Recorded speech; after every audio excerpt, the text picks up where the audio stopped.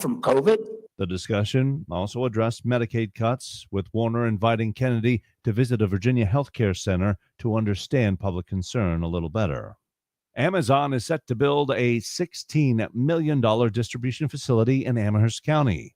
The county's Economic Development Authority says Amazon has purchased a 26-acre site in the Amelon Commerce Center. The 78,000 square foot last mile facility is expected to create new jobs and strengthen delivery service in the region. From the Virginia Talk Radio Network, I'm Bill Trefiro.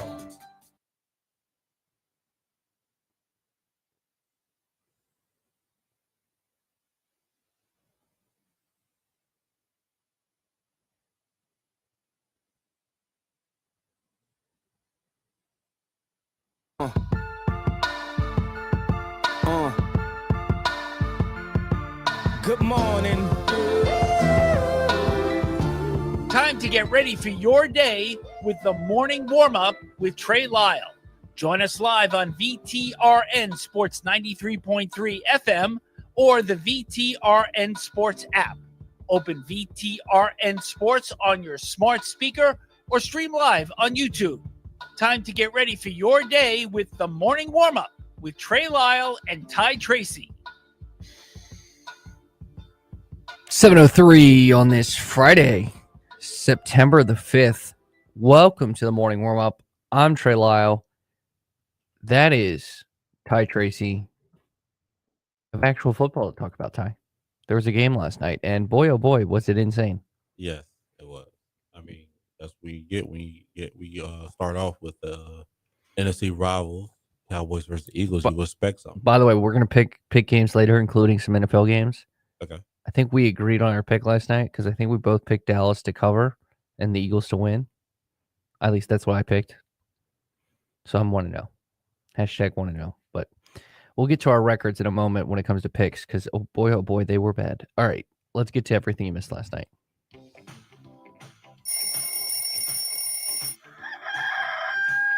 Keeping up with sports 24/7 takes some serious effort, especially when you're sleeping.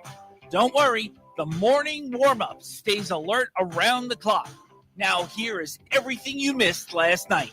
So we're going to end with the game you could have heard right here on VTR in Sports last night. We're going to go with some latest headlines, and first is with Richie McKay, who was announced as part of the board of directors for the NABC, which is essentially the advocacy group for the coaches, National Association of Basketball Coaches. He joins a couple notable names, obviously Scott Drew at Baylor, Mark Pope of Kentucky, John Shire at Duke, Micah Shrewsbury of Notre Dame, Brad Underwood of Illinois, Charles Kostifikis of Panoma Pritzker, James Jones of Yale, and Dan Evans of North Georgia. So these are 9 new appointed to the board of directors of the NABC. Another news and notes, this is from Ross Dellinger, is reporting that the NCAA committee is approved a one transfer window, which would come in January. It appears that it's on its way to get approved for this upcoming season. So keep that in mind as time goes on, but it appears that we're actually getting one transfer window this time, which would be in January. It was voted on yesterday. The administrative committee still needs to formally adopt the change. The 10-day window would be expected to open on January 2nd. So they also supported changes to the recruiting calendar, making December a dead period and January 5th through the 31st a contact period. They did not vote on a potential summer signing date, which was expected and may come later. Obviously, these are all changes to kind of fix the recruiting calendar. We'll see what happens, but that's other news and notes from yesterday. A man popped up on the injury report, and it's not shocking. Ty Tracy, someone who owns him in fantasy, he's worried.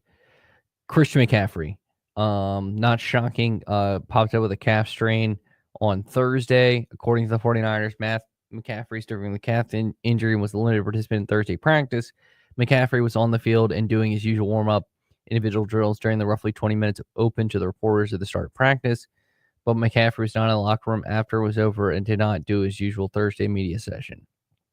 The addition to McCaffrey, the injury report, is because of a calf issue, particularly notable given what happened leading up to week 1 last season. Why do I mention this? Well, you know who's his backup now?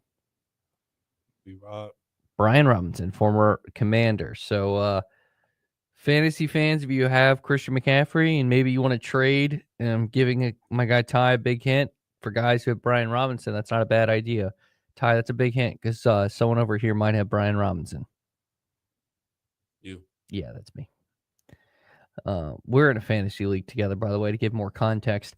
More news and notes in Let's Be Petty, North Carolina. Apparently, according to sources around the North Carolina football program, and I guess not shocking, Bill Belichick has banned the New England Patriots staff from coming around.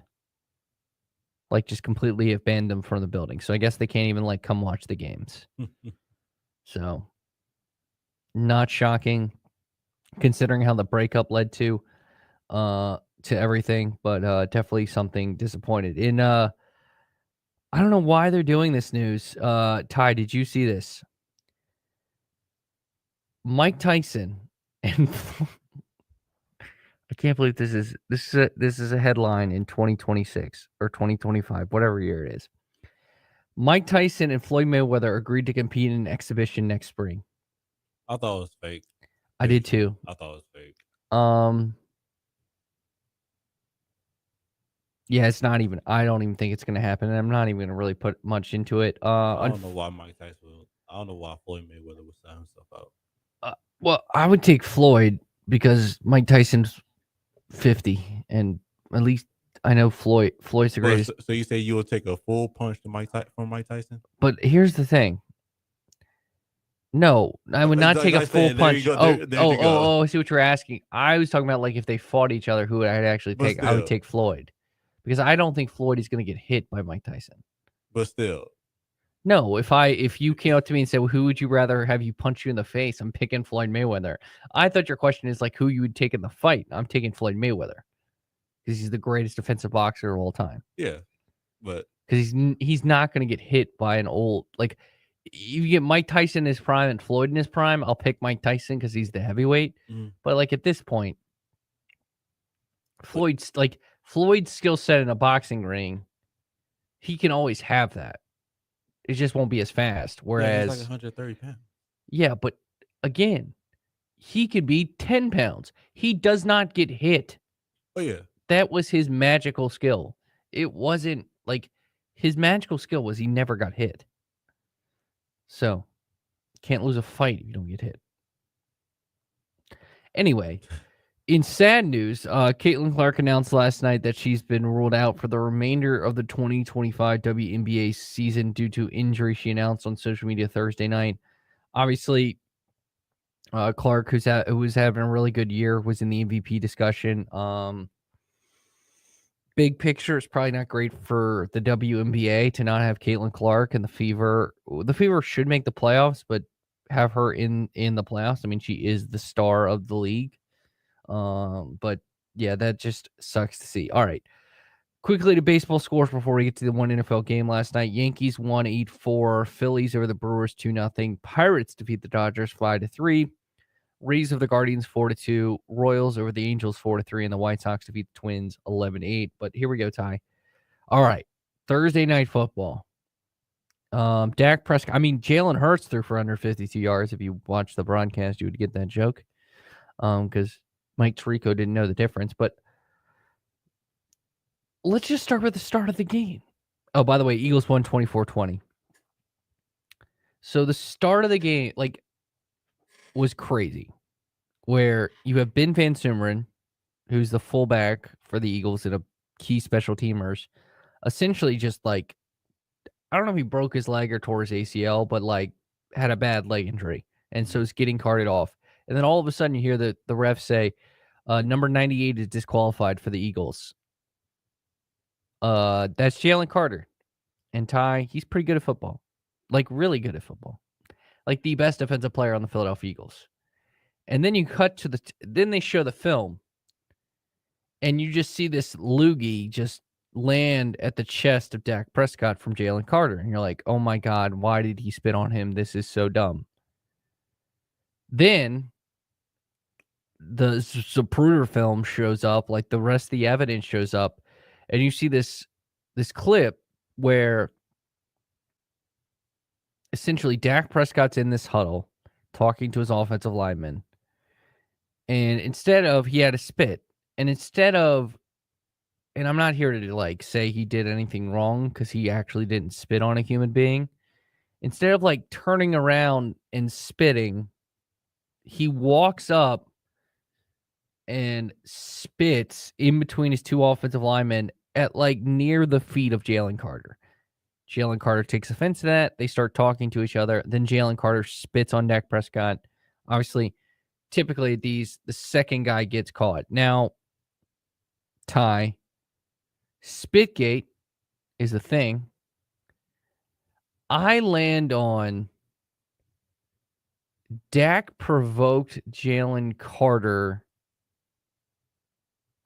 by spitting near him, but, and this is a big but, and I would argue, like, if the ref saw what Dak did and the response, maybe Jalen Carter doesn't get disqualified.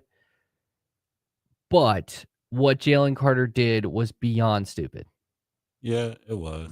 I mean, you know, your team needs you, and it's the first game of the season, and you don't want to start off bad like that. And I understand, like, you took that personally, but like, you just gotta use common sense. You can't do stuff like that. Yeah. So it allows, I mean, it allows the opening drive starts at like the 50, and the Cowboys quickly just storm down. They score. They go up 7-0. And then, Ty, what have we talked about the Cowboys? Great offense, terrible defense. And it, But it wasn't terrible defense. You seen what happened. Like, they're nothing. You can't say, like you said, they had a whole month without Michael Parsons. That don't mean nothing. they didn't have I mean, that don't mean it nothing. was so bad. It was shows so you, like, okay, yeah. Eagles team, quickly storm down the field. Jalen Hurts rushes in for a touchdown. I mean, 7-7. Jalen Hurts took advantage because he was running a lot of man coverage, and I'm like, well, I don't got Michael Parsons on me. Shoot, might as well just walk in right there. Then Dallas scores a touchdown. Then Philadelphia scores a touchdown. They traded touchdowns back and forth, essentially. Yeah. Mm-hmm. Here we go. It was touchdown, field goal, touchdown. So that touchdown gave Philadelphia the lead. So the first one to blink in terms of not scoring a touchdown was Dallas on an Aubrey field goal. And then field goal. So it was 24-20 going into the fourth quarter, or 24-20. Dallas is driving. Miles Sanders fumbles the ball. Eagles get it. And then all of a sudden, it's a 65-minute delay. Yeah. And after the delay, this includes the fumble. So the fumble, delay, punt, down, kneel downs. So clearly the delay just zapped all the vibes, the positive momentum on offense. I think Philadelphia did adjust better defensively. Yeah. They need to improve at second corner. I think Dallas looked offensively well. Dak was throwing some seeds. You don't expect CD Lamb to drop three important passes. I think the last one, which was like sort of a diving catch, is probably more on Dak than CD. Hey, CD still had 7 catches for 110 yards. That's a good fantasy night if you have him on your fantasy team. Yeah, like your boy. I had somebody else on my other fans that I'm playing against, and they had CD. I'm like, okay, I'm in the rough start. But he had 18 points by it. Like, he could have had more. But either way, I think the Eagles' defensive line played pretty good, but it just like you only had wild Jalen Carter. It was a big help. No Jalen Carter, but Jordan Davis still played good as well. I think with Jalen Carter, had been more better and impressive. But right now, they did play a little deep. They still play good. Which, I mean, I think if oh, by the way, Saquon Barkley got the other Eagles touchdown. Yeah. Oh, sorry, I messed that up. Saquon Barkley. Got the other Eagles touchdown. Break down the stats here. Dak 21 of 34, 180 yards, no touchdowns. He really threw, I think, 5 ball. So like I think 2 of those were the CD drops where CD dropped it. I don't know why and it like went right to a Philadelphia Eagles hands and they missed it. But like Dak had 5 interceptable balls in that game.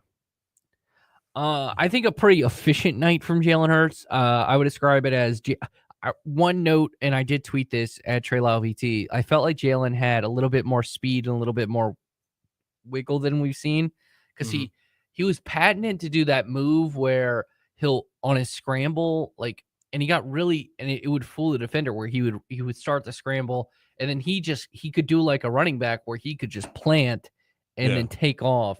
He did that last night, but 19 to 23, 152 yards. Not that much in the pass game, really. Outside to Matty Eberflus's credit, it seemed like they double teamed AJ Brown and Smitty to some degree, and they made him go to a second read, which Josh Dotson, right? Yeah, Jahan Dotson. There was the one big play to Jahan Dotson, which was a 51-yard catch. I'm surprised that he didn't get no more touches, but either way, he still made the play when he needed to. Dallas had 7. Dallas Goddard had 7 receptions, 44 yards. Yeah, like to Hurts' credit, he took the deposit. Yeah. Like it's a thing we don't see a lot from a lot of quarterbacks. He took the deposit. I will get, like again, and we said this yesterday, and talking about Dallas, like Dak Prescott's a good is a good quarterback. I don't know if I agree with this, but it goes back to like when we need to fully assess Washington. Like there is an argument that because Jaden Daniels is still a second-year player, is the 3rd best quarterback in this division. Because Dak, I mean, we're not 2 years removed from Dak Prescott being number 2 in MVP. Hurts has finished 2nd in MVP and won a Super Bowl. So, anyway, I think Dallas looked better than I thought. Again, this is the first game of the season, and I don't want to take too much from it because, again, let's just rewind the clock. The New England Patriots defeated the Cincinnati Bengals last season. I mean, yeah, but like Dallas defense did look bad. Like ultimately, I think that both defense did. Look bad, but you could tell they was missing their main player. Well, yeah, but one's not getting it back. That's what I'm saying. But still, either way. Yeah, Philadelphia, I would say Dallas did okay. Both teams did better adjusting after the break. But the Eagles just did better extra. I think the difference is Philadelphia got 3 touchdowns and Dallas got 2. Yeah, that's literally the difference in the game, and that's why it's 24-20. And I guess the scary stat line is I one reception for 8 yards for AJ Brown on 1 target, and he came late in the game. But again, he got double teamed a lot. I'm not again.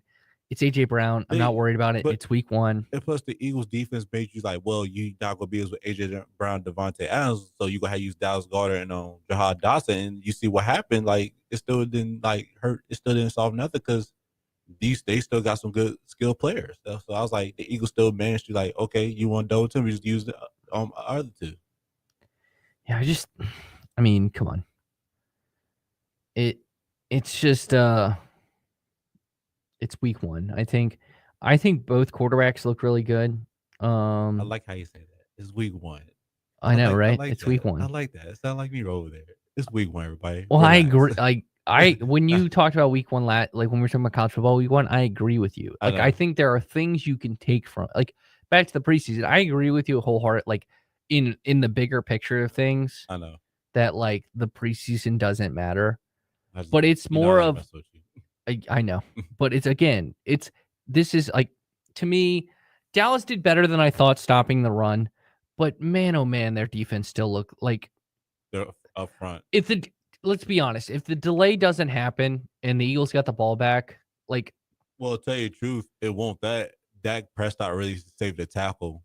Well, that too on Quinyon Mitchell, because that was going to be a touchdown, and that probably would have took the side note. There apparently is this fantasy league that gives 100 points for a quarterback tackle. Really? Yeah, so Dak Prescott like at 124 points for fantasy, Wow. which is insane. I never knew Which that. I think is a great idea, but theoretically speaking, the quarterback has to make a bad play to get you 100 points. So I don't know if you should be rewarded for a quarterback throwing an interception. I mean, he saved it. He saved a touchdown tackle. He did. That is 100 points right there. I give you that. That's fair. But I do think the way the Eagles offense was being efficient, it was a lot of Jalen Hurts scrambling. I mean, he had 14 carries. Yeah. But when you have a 93.7 QBR, that shows you had a pretty efficient game. But yeah, that was the first game of the season, and we got to talk about it. But clearly, Cowboys are going to go 0-16. The Eagles are going to go 17, and the Eagles are going to go 17-0. Right? No, I'm just kidding. But Eagles win 24-20. 1-0 on your picks for your boy. Now, I did not do as well last time, but you know what? We need to get to John Newby talking NASCAR. So we're going to take a break, and when we come back, John Newby talking NASCAR next on the Morning Warm-Up. Mark Dalton here with Terry Subaru. Love to drive? Then you'll love the all-new 2025 Subaru Wilderness family.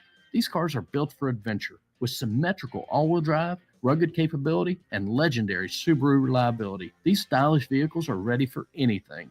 Plus, every new Subaru we sell comes with an exclusive Terry Promise, a lifetime powertrain warranty. Visit us on Forest Road in Lynchburg or browse our inventory online 24/7 at terrysubaru.com. Terry Subaru. You'll love our cars.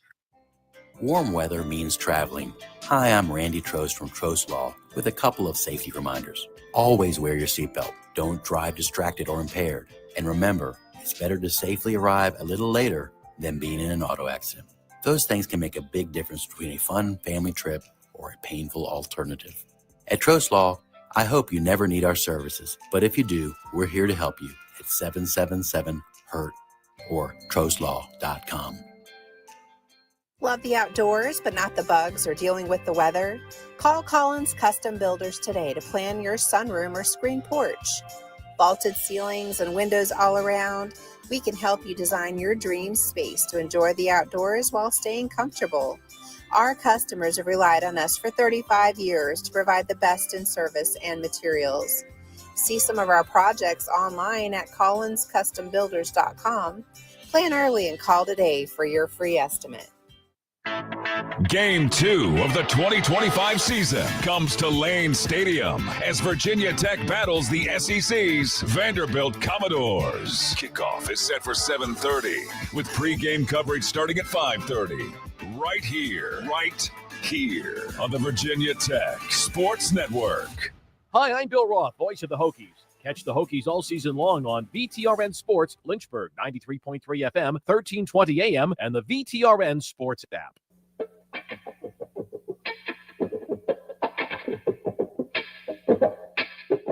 Good morning. We are just getting your day started here on VTRN Sports with the morning warm-up. Stay connected with the show at Trey Lyle VT and Ty Tracy 90 on Facebook, Twitter, and Instagram. Listen wherever you are with the VTRN Sports app or watch the show live on YouTube at youtube.com/VTRN Sports Lynchburg. Now, back to the morning warm-up. 7:26 on this Friday. Gotta get down on Friday. Welcome back to the morning warm-up. Joining me now is Aaron Rodgers' favorite motorsports reporter, John Newby. I kid, of course. This is Vikings fan John Newby. I just had that right there on a tee. He might leave before this starts, but good morning, John. Are you excited for the Vikings? When you can listen to the Vikings. It could be if you're going to the race this weekend, you're traveling back maybe Monday night. You can listen to it for free on the VTRN Sports app. You're home for Monday Night Football. You know what? That's what I plan on doing, and I can't believe you did me dirty like that with the Aaron Rodgers joke. But you know what? I always agree. I like seeing you on Fridays. I'm happy to talk about football, NASCAR. Call me maybe Friday. Any of those important pop culture milestones. Thank you for understanding the reference. See, you might be one of the few people that get my Rebecca Black references every Friday. John Newby, senior writer of Savage Ventures covering NASCAR. Obviously, a man who doesn't typically have to wear a suit, but does when he has to go to the courtroom. The preliminary injunction is denied once again from NASCAR. NASCAR does, however, is going to hold the 6 charters at least until the court case ends. Ultimately, is that just like maintaining the status quo this late in the season, NASCAR not giving away those 6 charters till the end of the court case? It feels like that's just all around the right thing to do. Yeah, pretty much. And the way that they kind of phrased it when they put out the motion or notice saying that they were going to set those 6 charters aside, it seemed like hey, let's just do this so we don't have to worry about another preliminary injunction or anything like that. Because then that takes away one of the irreparable harm arguments that 2311 and Front Row have. Because even as the judge said, any new charters that get issued, if there are any that get issued between now and the trial, are 37 through 40. So they're still not those ones that are involved in the lawsuit.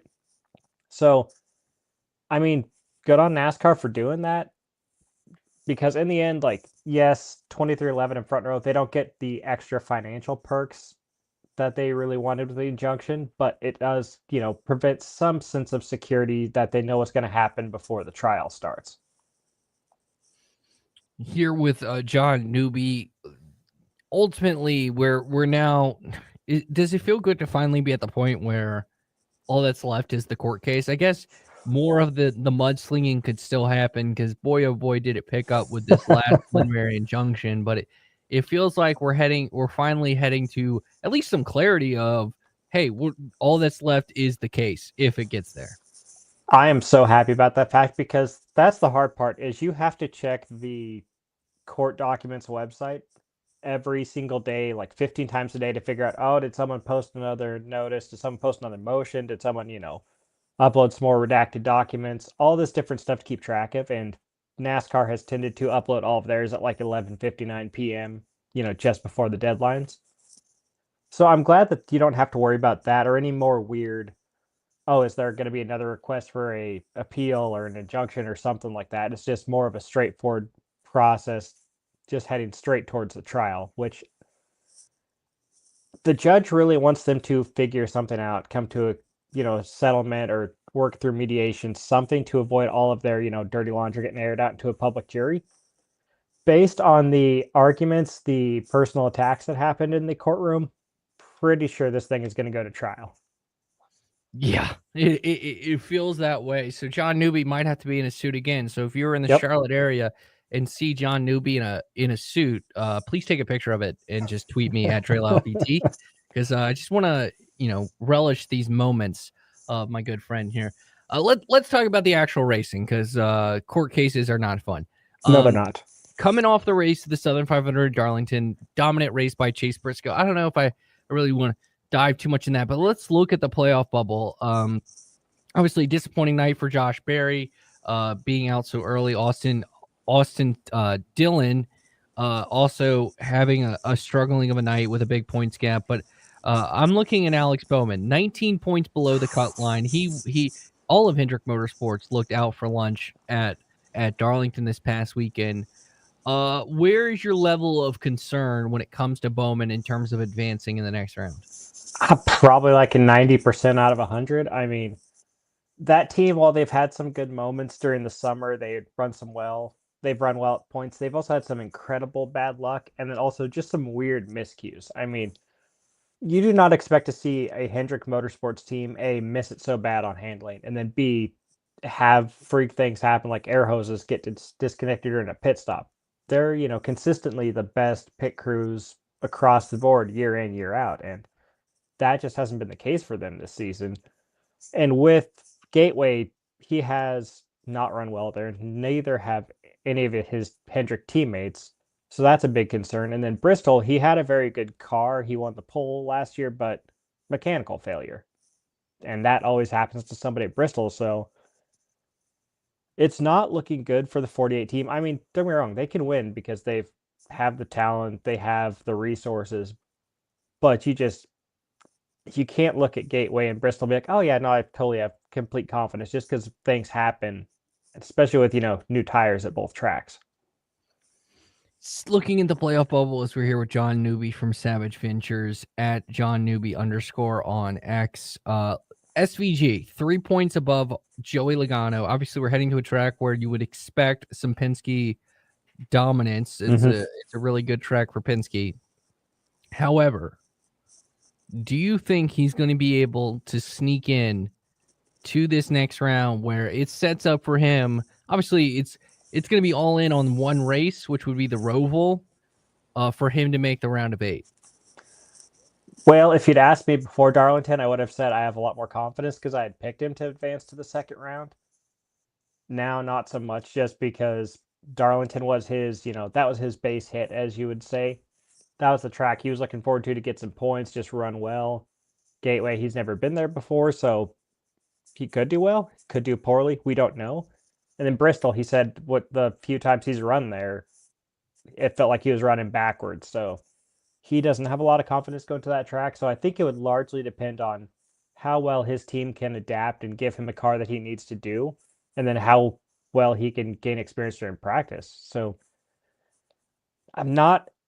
If you compare it to Bowman, I put my concern level at probably like a 50%. I'm not super confident that he could advance, but I still see a path where he could.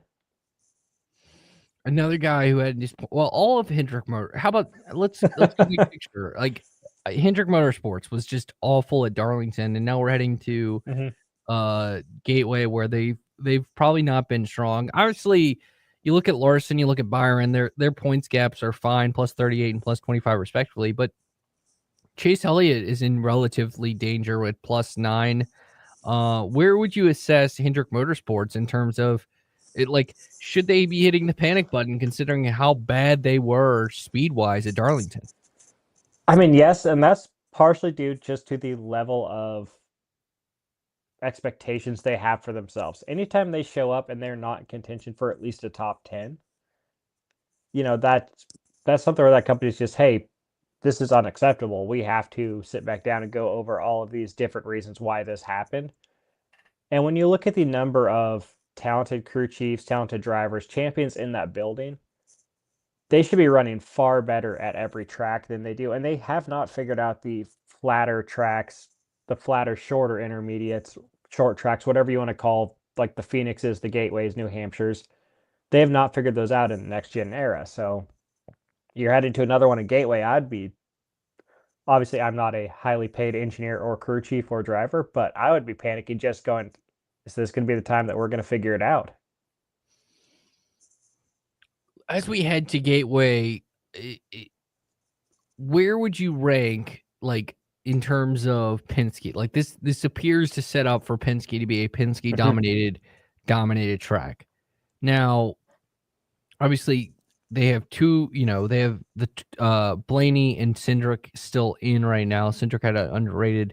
Obviously, Logano did not have a great Southern 500, so he's below the cut line. But it feels to me that no one cares about that right now because it feels like this weekend, more like if you could take, I don't know if you would take Penske over the field, but more likely than not, one of those 4 Penske cars, and I'm including the 21 in this, is going to be in victory lane come the end of it.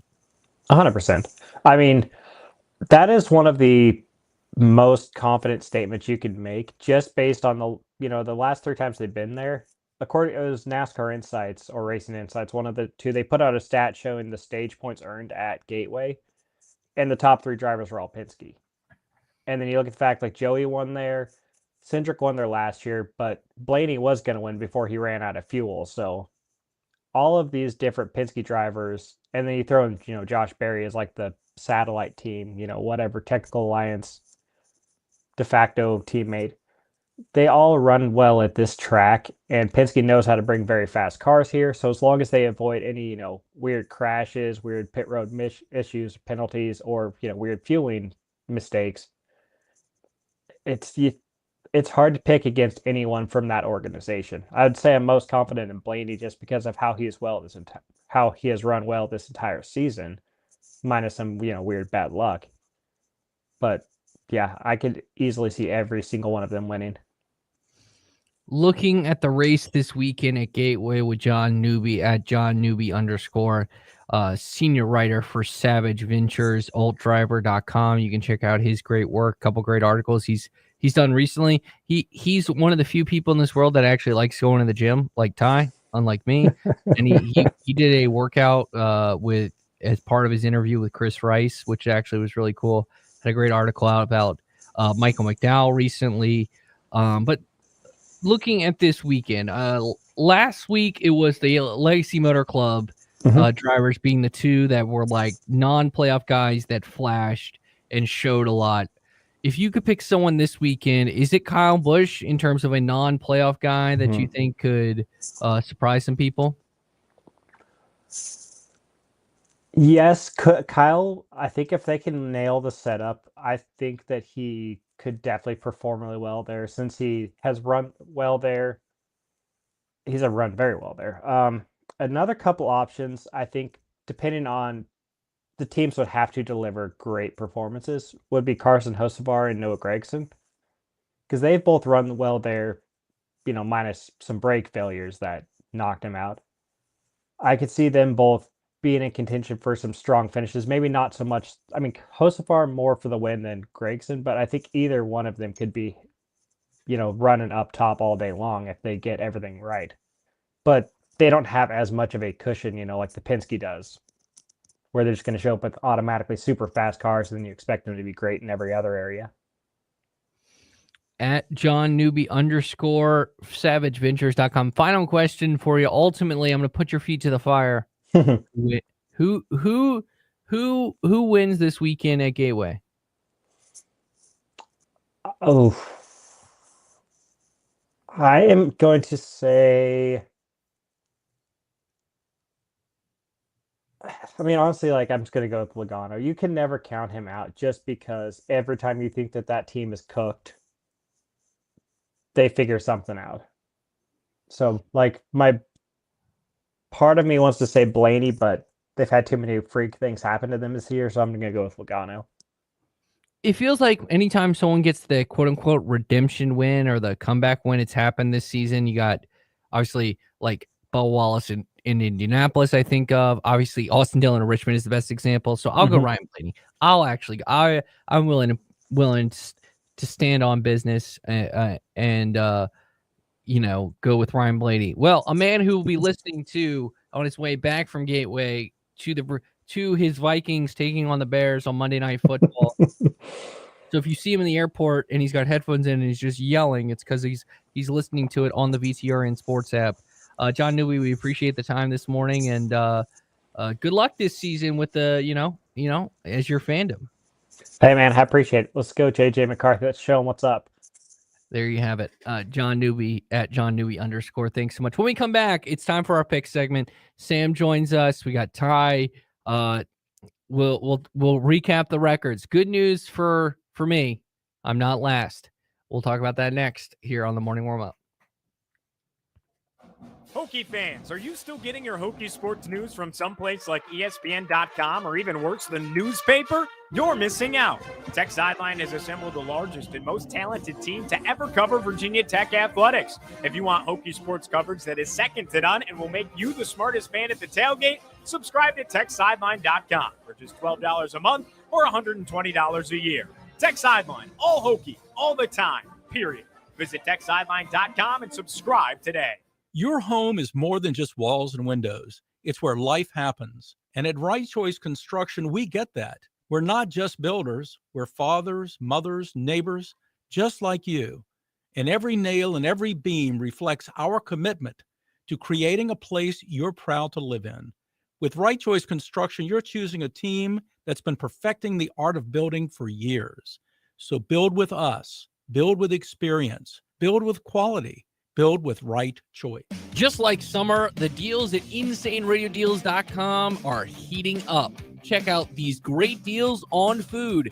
$50 gift cards to the Caribbean Jerk Pot. $50 gift card to the Yard on 5th Street. $25 gift card to Ballad Brewing. $25 gift card to Donnie D's Bagels and Deli. $50 gift card to Downtown Cairo. All these great food deals and much more at InsaneRadioDeals.com. TrueLife.com. Check these deals out right now before they run out. Jefferson Forest Cavaliers football, presented by TrostLaw.com, features the first Bedford County Battle of 2025 and a trip to the Stanton River Golden Eagles. Pre-game show starts at 6:30, kick at 7, this Friday, September 5th. Join us on the Virginia's Talk Station app, 100.9 FM Lynchburg, 95.5 FM Bedford, and Open Virginia Talk Radio Network on your smart speaker. JF Football is also presented by Apple Auto Glass, Clyde Smith Plumbing, Impact Church, and Magic City Chrysler Dodge Jeep Ram Bedford. Good morning. We are just getting your day started here on VTRN Sports with the morning warm-up. Stay connected with the show at Trey Lyle and Ty Tracy 90 on Facebook, Twitter, and Instagram. Listen wherever you are with the VTRN Sports app or watch the show live on YouTube at youtube.com/VTRN Sports Lynchburg.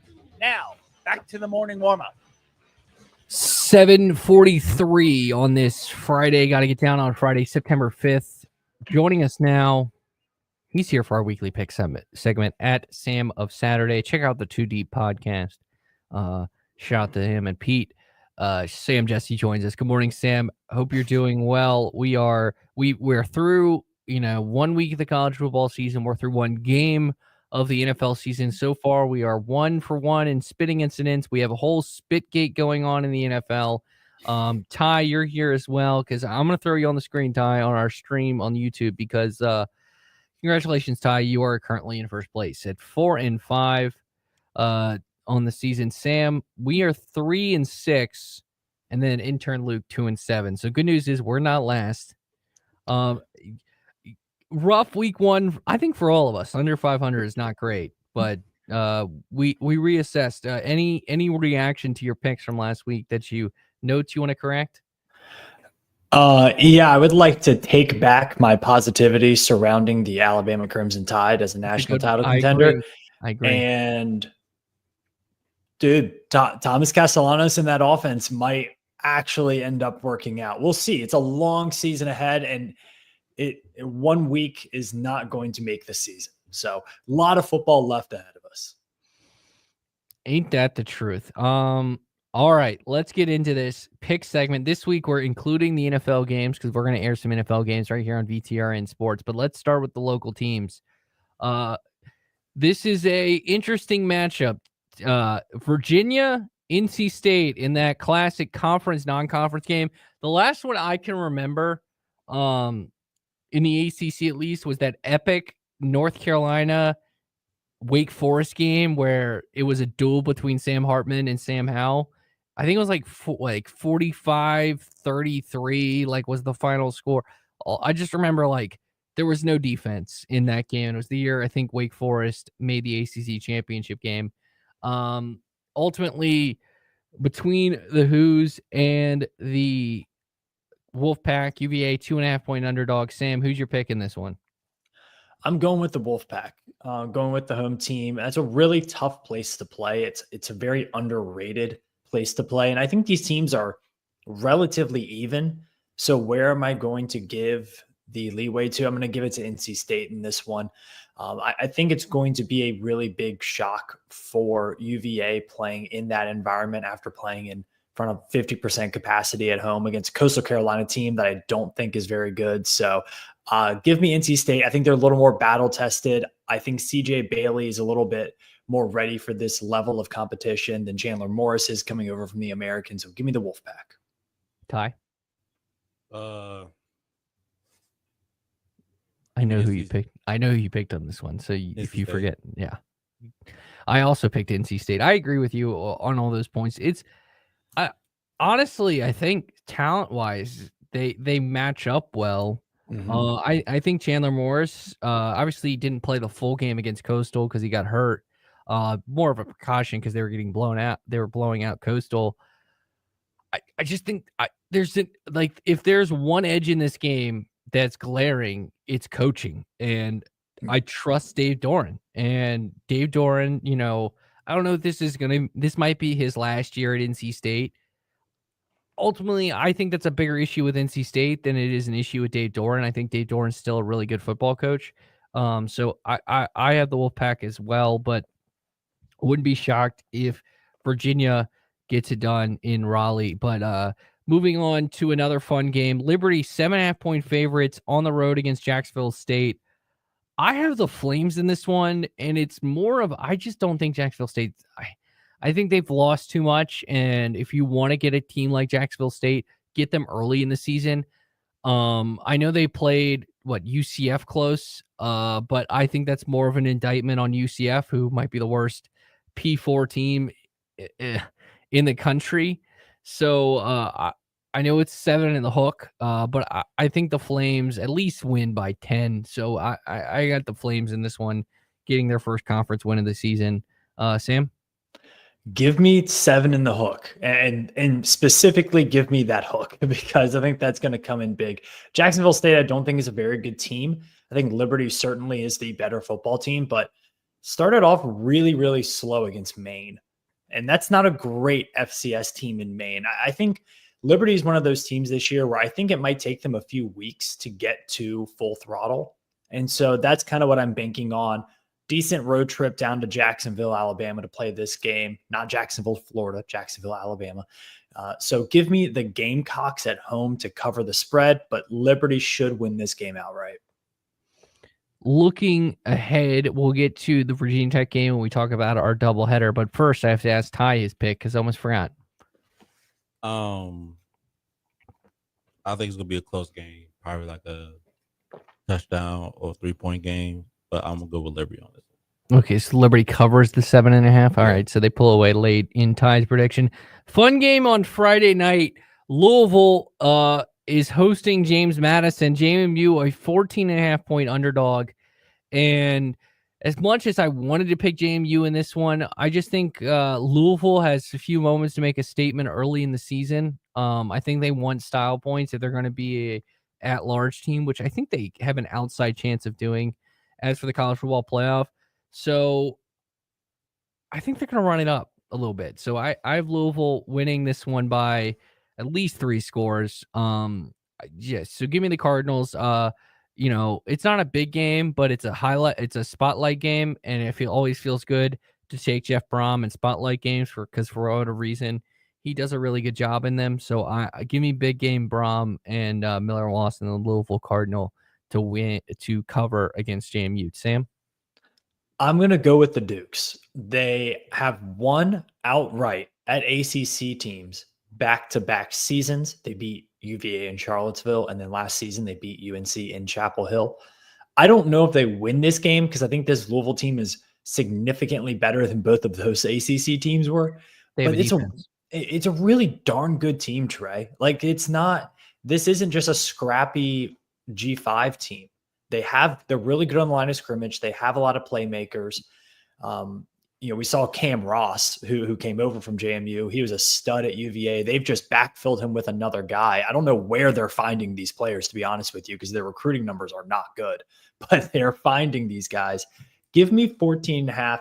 I think Louisville wins this game by like 10-13, something like that. But this is also a sneaky backdoor cover game. So asterisks on that. Yeah, as someone who's officiating football tonight, I might when I come home and I just check the score and I see it's like, I don't know, they're up 17, but JMU has the ball and they score a touchdown with like 5 seconds left right as I get home. I might be upset because my pick is wrong. All right, let's get to our doubleheader here. And boy, Ty, I keep forgetting you. Ty, what's your pick? I'm sorry. No, you're good. I'm picking Louisville. I think it's gonna be probably like a 21-28 touchdown lead. Gotcha. Just too much firepower against JMU. Well, speaking of 28 points, Oklahoma State heads to Oregon plus 28.5. This is our first game of our doubleheader on Saturday. Now, if you asked me on Monday and I saw this line, I would take Oklahoma State. I would take Mike Gundy because at least I don't think Oklahoma State's that great this year. I just think like bare minimum they would cover the 4 touchdown spread. Then Mike Gundy decided to roll his mouth and say how Oregon is well funded, and Dan Landing with the epic, well, we're just funded in winning quote. By the way, not just us. Good old Ed Lane taking agrees with me here because he knows he suspects that Dan Lanning might do the same thing as he did, with let me check Colorado a few years ago. My favorite quote. What he say? They're fighting for clips. We're fighting for wins. Yes, I love that. Well, Dan Lanning gonna be fighting for wins, and I just think at the end of the day, it might be a 21-point game in the fourth quarter. It might end the fourth quarter as a 35-point game.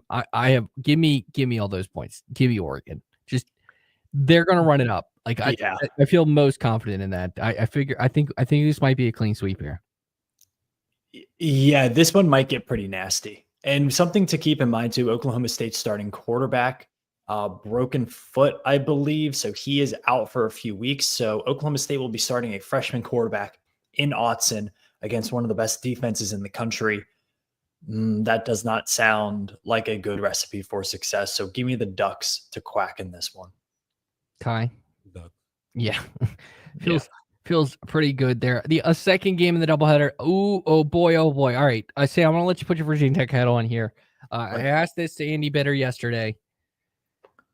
A scale 1 to 10, 10 being this is the must-win game of his life, to 1, it'll be okay if he loses. 1 to 10 on a must-win scale for Brent Pride. Like a 9.99. Like, I'm not going to say he's fired if they lose this game, but it's pretty darn close. Like, he would have to do one of the Virginia Tech start 0-2 and 10-2 type things. Which is doable. But again, taking on a Vanderbilt team that obviously lost to last season at Vandy, they're 1.5-point favorites. So at this point, you kind of can just pick it straight up. It basically means they're even teams on a neutral. Sam, who do you got in this one? I really don't want to, but this is a big bounce back opportunity for Virginia Tech, and they've been a very, very good team at night under Brent Pry. So give me the Hokies. Vanderbilt hasn't been as good on the road as they have been at home either. So give me the Hokies in this one to win a close game, but I'm not ready to say they're going to win a 1-score game yet. So give me something like, 30-21 or whatever. Ty? I'm picking Vandy. I think a lot of people is sleeping on Vandy. Ooh. I really think Vandy can pull this off. I think it's going to be a close game between like a 3-point or a touchdown game. So Vandy goes 2-0 against Virginia Tech. If you ask Whit Babcock, hey, you're going to schedule Vanderbilt for 2 years and go 0-2, he'd be like, you're joking, right? I agree with Sam. I have the Hokies. I weirdly think the best unit on the field when they play is the Virginia Tech defense, and just simply based off of one game. And I know Ty hates when I do that, but I think when you faced as good of a barometer as Lenora Sellers, Lenora Sellers is a better quarterback than Diego Pavia. Yeah, of course. It's easy to say. And they kept him in check. And I think I think Virginia Tech will just want it more against Vanderbilt. So I have the Hokies in this one, getting it done. The other major game in college football this weekend is down in Norman, where you could argue this could be a 9.99 game for Oklahoma in Brett Venables, as Michigan is a 4.5-point underdog on the road in Norman. Sam, who you got in this one? I'm going with the Sooners. I think they have the better quarterback. I think they have this is a shocking one. I think they have a better defensive line as well, and that's going to come up big in this game. First real true test for Bryce Underwood on the road in Norman. That's a really tough ask. Moneyline Mateer, Johnny Oklahoma, whatever you want to call him, John Mateer is going to be making some plays in this game. So give me Oklahoma in this one. John Mateer, in my opinion, still the most electrifying player in all of college football, or most entertaining player in all of college football, just for his style of play. Ty, who you got? Oklahoma Sooners. I mean, they go make the freshman quarterback of Michigan feel like a deer in the headlights. So that's fair, and I agree. Maybe I'm naive after watching Arch Manning and this past weekend and how bad that start was. I just think the worst unit on the field will be the offensive line for Oklahoma. And Michigan has a good enough defensive line to be disruptive enough. And so I think also like an underrated factor of this game is that Shromore, Oklahoma alum, like it could be similar to that Tennessee Oklahoma game last year where Tennessee just wants it more for Josh Heupel. Michigan, I think, will want it more. I have Michigan covering in this. Michigan at least covering in this one. I think they're going to win the football game actually. And it's less about the quarterback play, more about I think Michigan's defensive line. I just believe can wreak more havoc than Oklahoma's defensive line. And I agree with you, Sam. I think Oklahoma's might be talent-wise slightly better, but the difference between the defensive lines is way smaller than the differences between the two offensive lines. It's just that's where I have it. All right, let's get to the NFL here quickly as we are on VTRN Sports 93.3 FM W227BG Timberlake 1320 AM WEGM Lynchburg as we're here with at Sam of Saturday, Sam Jesse doing our weekly pick summit. We have some NFL games to pick. Starting tonight, 7:30 airtime right here on VTRN Sports down in Brazil. Chiefs 3.5-point favorites against the Chargers. Sam, who you got? Give me the Chiefs opening weekend, and looks like the turf will be really rough there in Brazil. And if there's any team that can deal with difficult turf, it's the Kansas City Chiefs. They won a Super Bowl on it, so give me the Chiefs. Ty?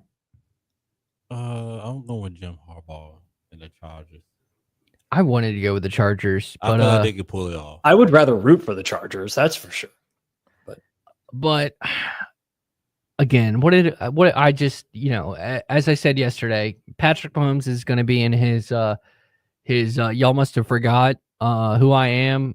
King Kong ain't got nothing on me. Shout to Denzel kind of season. So I'm going with the Chiefs covering the 3.5. I think they're going to put on a statement, which, this game you can watch for free, or you can listen for free, on the VTRN Sports app. So make sure you tune into that or just listen on VTRN Sports. Now to our Sunday triple header starting at 12:30. We do have the Commanders game for you. Giants 6.5 point underdogs on the road in Washington. Ty, as you know, I do stand on business, and I have praised the Giants defensive line all these last couple of weeks. So I have to pick the Giants to cover the 6.5. I think the Commanders are going to win this game. We did the win-loss thing, and we both picked them to win. But Abdul Carter, Brian Burns, and Kayvon Thibodeau are going to wreak havoc on a beat-up Washington offensive line that's putting in a lot of new pieces. Give me the Commanders to win. Giants cover the 6.5. Sam, who you got? I really like all the points you're making, but I'm not going to bet on the Giants in week 1 until I see it. Offensively, I think they have way too many question marks. Malik Neighbors has been kind of beat up all preseason as well. So I think Washington just scores a few too much for Giants to keep up with, but I could see a lower scoring game as well because of that. Giants defensive front seven is pretty filthy. I want to go with the Giants. I mean, you did pick the Commanders to go 7-10, so you might as well pick the Giants. I'm gonna go with the Commanders that night. I think to win. Who's covering? You got okay. So you commit like me. You agree? Okay. See the fun game that's going to be at 3:45. The second game of our doubleheader. Lions on the road in Green Bay. 1.5 point underdogs are the Detroit Lions. I wanted to take the Lions, but again, I have the Packers in the Super Bowl. They got Micah Parsons. I think he's going to make a game-wrecking play because he wants to. I have Green Bay covering. I think the Lions are still going to be a good football team, but I do have Green Bay here. Sam, who you got? A lot of for the same reasons that I'm picking the Commanders over the Giants. I'm picking the Lions over the Packers. The Packers, I feel like, are a few weeks away from getting their offense in check. Golden is still a young wide receiver. Jaden Reed is injured a bit. I'm not sold on them week 1 right now, and I know what I'm getting with the Lions, so I'm going to bank on what I know going into this season with Detroit. Ty? I'm gonna go with the Packers. I feel like they can take game. They can take game 1 for tonight against the Lions, so I see them going 1-0 that night. And You waited all day for it on Sunday night. Ravens, Bills, matchup of the top two MVP candidates from last season. Ravens 1.5-point underdogs in Buffalo against the Bills. Again, pick the Bills to win the Super Bowl. Josh Allen, Josh Allen and Lamar Jackson are awesome. The Ravens seem to always lose this opening game to like a big team. They lost last year on by literally a toe. So I have Buffalo. I think Buffalo gets it done in Buffalo.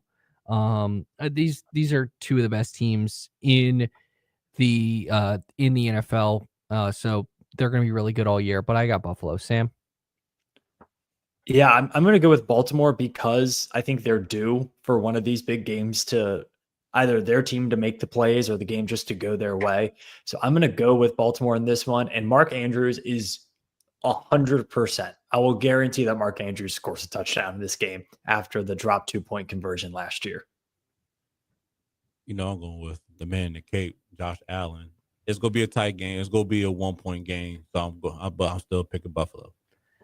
There you have it. Those are our picks for the opening weekend. Make sure you check out the VTRN Sports app all weekend long. You can check out the VTRN Sports Facebook page. We'll have graphic reminders for all our games for you. Sam, appreciate the time. We'll be back next week. Hopefully we're better than 3-6. Let's hope. let's hope so. Try 500. Yeah. The goal is 500, and we'll be striving for that.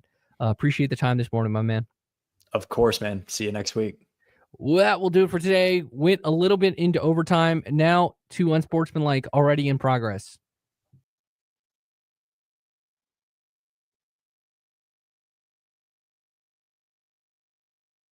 Not only to Dak Prescott, who I think must have been in shock in that moment, because I can't